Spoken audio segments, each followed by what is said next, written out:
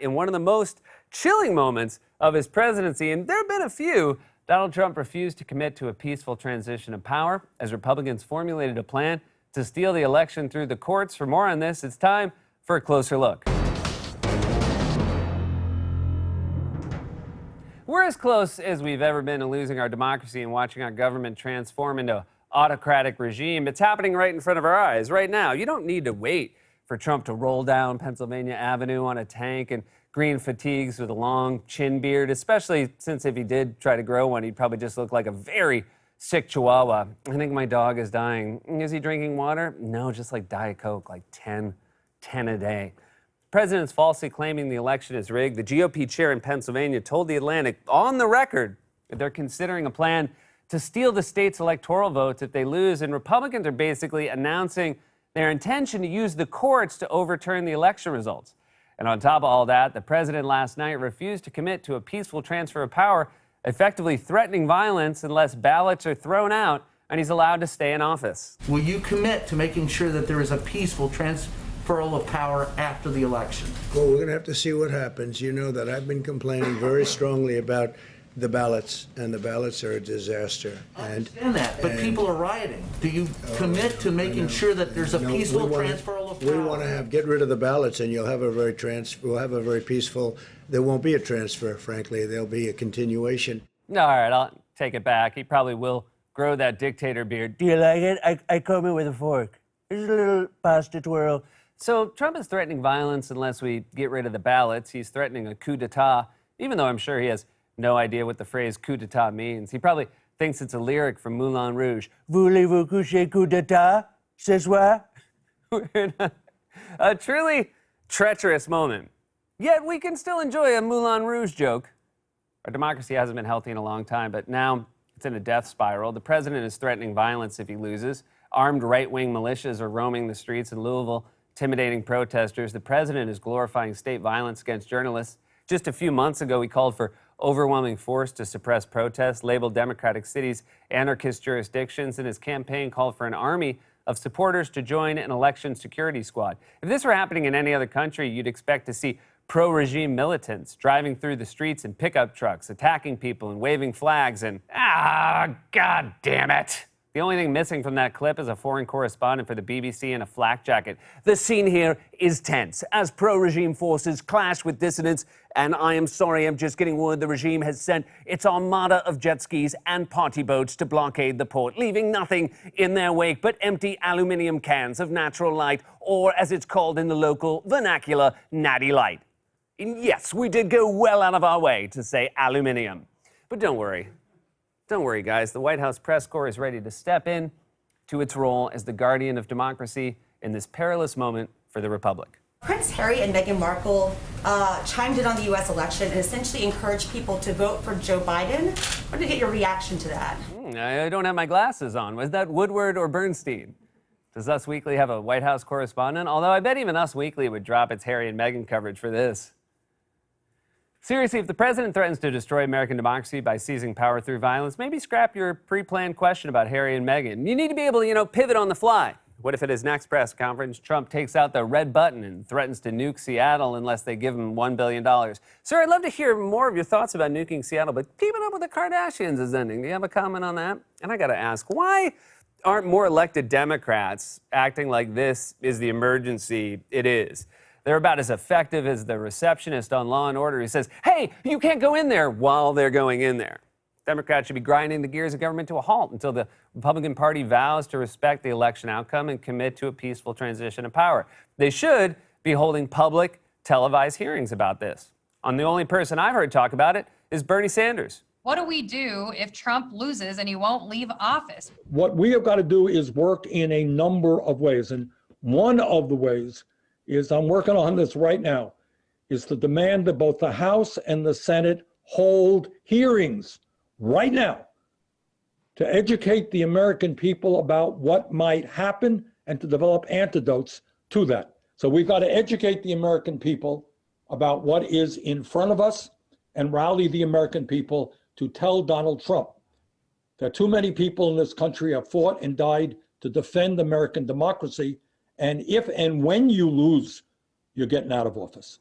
The best part of any Bernie interview during the pandemic are his Zoom backgrounds. It's like when you use the computer at your grandparents' house and their desktop still has the default background from Windows. His backgrounds always look like the cover of a nature sound CD. Birds singing, crickets chirping, the sound of a babbling brook as you gently drift off to sleep. Now go to sleep, CD over, I got work to do. But he's absolutely right. Democrats should be holding highly publicized hearings about this. They should be slowing down Senate business, doing everything possible to force Republicans to commit to honor the results of the election, because Trump clearly will not. He said as much repeatedly over the last few weeks, and yet we all just kind of sigh and move on with our lives. Whenever he screams something about mail-in ballots or rigged election, we're all like tourists rolling up our car windows in Times Square. Honey, quick, Buzz Lightyear's coming this way. And for some reason, he has a giant sword. But Trump has made it very clear for months now that he will not consider the election legitimate if he loses, based on his made-up claims of mail-in voting fraud. Universal is going to be a disaster, the likes of which our country has never seen. It'll end up being a rigged election, or they will never come out with an outcome. They'll have to do it again. And nobody wants that, and I don't want that. You won't know the election result for weeks, months, maybe years after. Maybe you'll never know the election result, and that's what I'm concerned with. It'll be fixed, it'll be rigged. People ought to get smart. It'll be the greatest rigged election in history. It'll be the greatest fraud ever perpetrated. The only way we're going to lose this election is if the election is rigged. Remember that. It's the only way we're going to lose this election. You think the only way you could possibly lose is if it's rigged? You haven't cracked 50% in the polling average all year. That's like K-Fed saying the only reason his album didn't go platinum was because the Billboard charts were rigged against Popozow. We love Popozow, don't we, folks? You're hearing it more and more. You haven't been ahead of Biden in the polling average once. You lost the popular vote by 3 million, and your approval numbers have been underwater since you launched your campaign. You're not even at 100% among Trumps. You're even lagging among old people in Florida. That's your key constituency. You are an old person in Florida. That's like Hoda and Jenna finding out they're losing the key demo of stay-at-home wine enthusiasts. And yet Trump keeps insisting that states are sending unsolicited mail ballots to everyone that could easily be filled out fraudulently, despite the fact that this basically never happens and would be very easy to detect. When you see them cheating with those ballots, all of those unsolicited ballots, those millions of ballots, you see them. Anytime you do, report them to the authorities. The authorities are waiting and watching. First of all, they're not unsolicited. They're ballots. They send them to registered voters. They're not AOL trial CDs. Yo, AOL, bless. Mind if I slip a Popozow in there? I'm having some distribution issues. We thought it was very, very important to do a lot of comedy today about 2006's Popozow, which is, I looked at it, it's a lyric. In Portuguese, it means bring your ass on the floor and move it real fast. Guy was trying to do like a nice Rosetta Stone to music. Here I am giving him a hard time. I'm assuming that it meant the dance floor and not the Senate floor. We got as soon as we got that nominee from Donald Trump, we got a Popozow. I would love to, not you, Lindsay. Second, Donald Trump, that's who we were talking about. We got a Popozow, post haste. Please don't tell your supporters to report anything to the authorities. The last thing we need is crazed Trump supporters sifting through our mail looking for fraudulent ballots. This has foreign writing on it. This is a fraudulent ballot. Sir, that is an Italian takeout menu. Yeah, but who are they taking out? Answer me that. And now, Trump is telegraphing that if he gets his way and installs a new Supreme Court justice before the election, the conservative 6-3 supermajority will invalidate all those ballots and declare him the winner, even if he loses. I think having a 4-4 situation is not a good situation. Now, we're counting on the federal court system to make it so that we can actually have an evening where we know who wins, okay? Not where the votes are going to be counted a week later or 2 weeks later. We need 9 justices. You need that. With the unsolicited millions of ballots that they're sending, it's a scam, it's a hoax, everybody knows that. And the Democrats know it better than anybody else.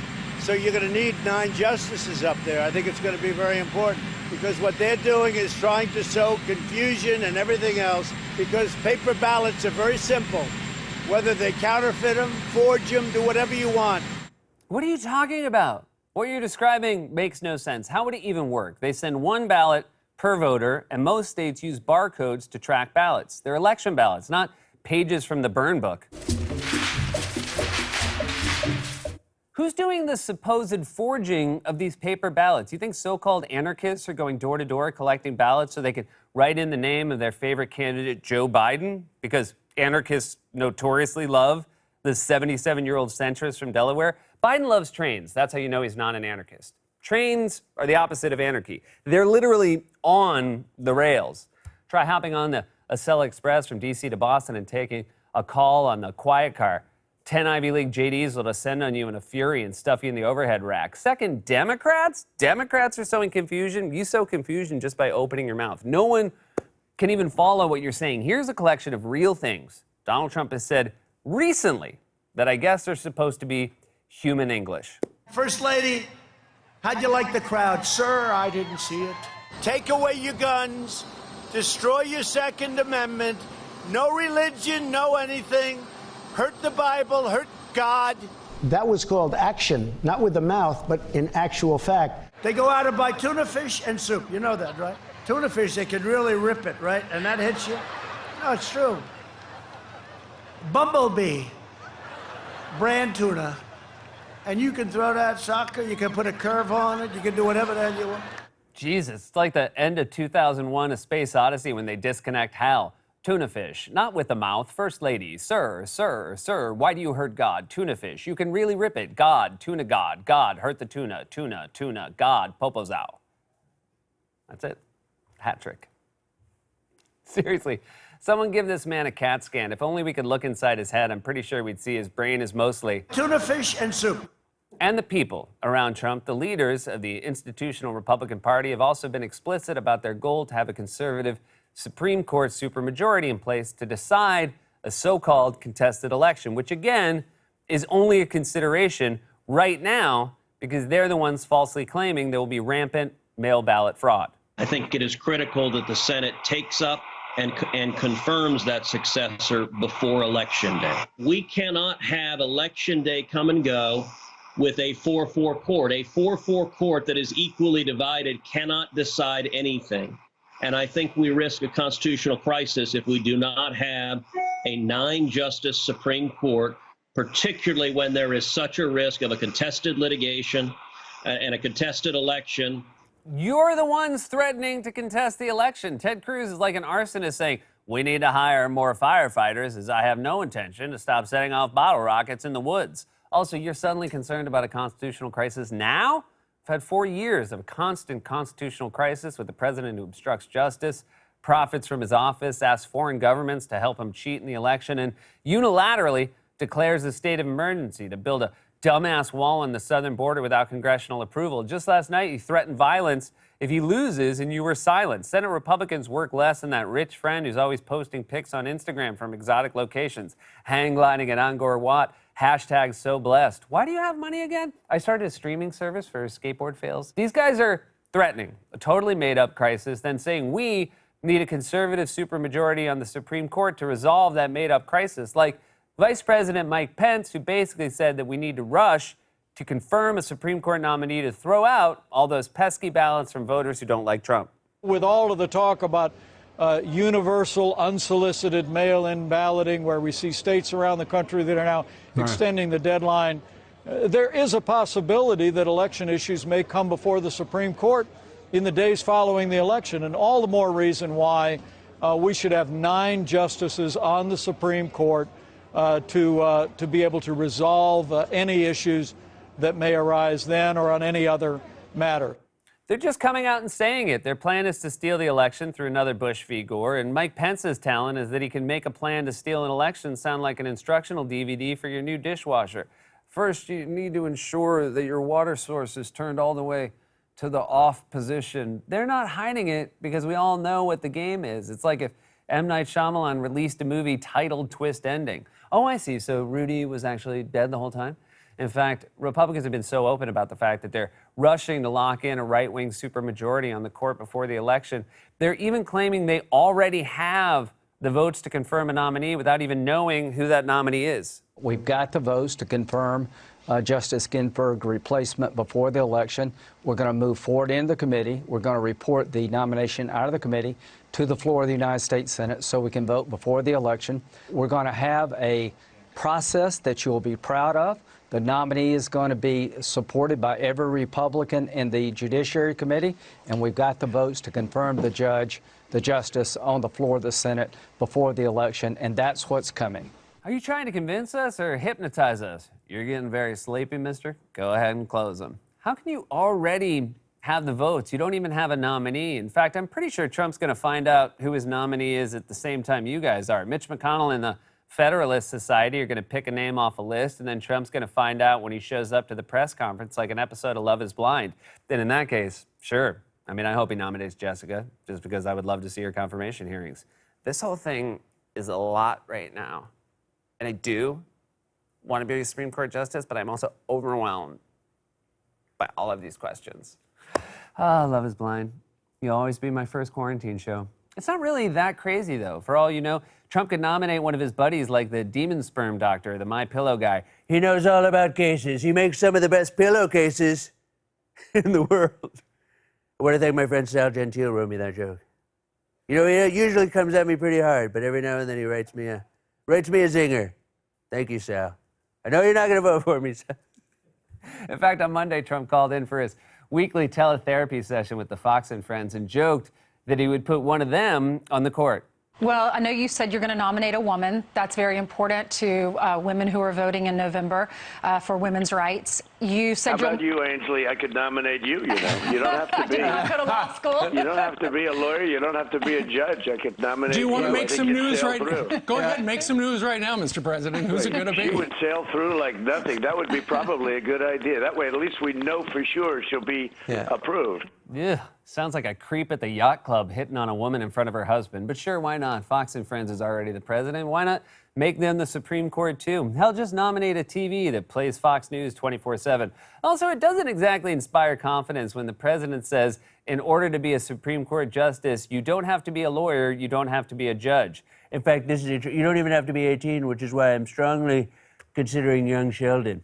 We have a lot of Sheldons to choose from, which is why it's a great country. Multiple Sheldon. This is the moment when elected Democrats need to do everything possible to preserve our democracy, hold hearings, slow down Senate business, pour salt on Ted Cruz, whatever you have to do to get Republicans to commit to honor the results of the election. Because right now they're openly advertising their plan to steal it, while the president refuses to commit to a peaceful transfer of power. There's as much chance of Trump admitting he lost on election night as there is of him saying,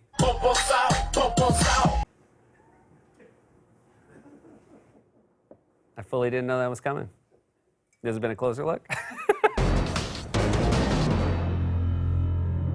God's Love We Deliver cooks and brings over 2 million meals a year to men, women, and children living with HIV, AIDS, cancer, and other serious illnesses, and they need your help now more than ever. If you're watching this online, you can hit the donate button. Stay safe, wash your hands, wear a mask. We love you.